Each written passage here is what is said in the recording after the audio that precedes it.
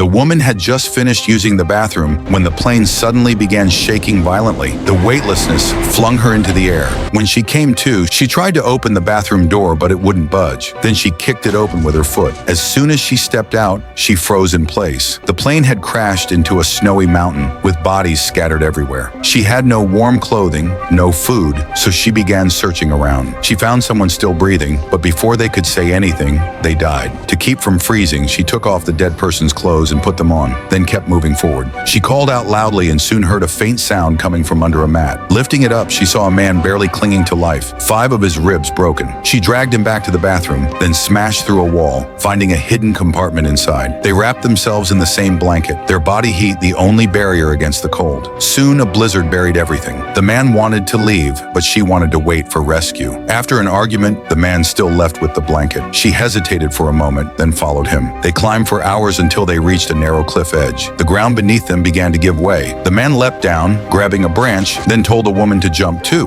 Although terrified, she still jumped, and by sheer luck, survived. They continued onward and found a cave for shelter. But just then, a blizzard hit. Right before his eyes, the woman was buried by snow. He frantically dug her out and dragged her into the cave. Hours later, she woke up. It was his body heat that had kept her alive. Before long, they reached a patch of green land. The man climbed onto a rock, jumping with excitement, but he slipped and fell straight into a deep ravine. When she arrived, his leg was shattered, the bone piercing into his organs. The man told the woman to leave on her own. She hesitated, but finally nodded. He handed her the last bit of food and watched her walk away. Hours later, she collapsed on a road. When she opened her eyes again, she was in a hospital. The rescue team had also found the man.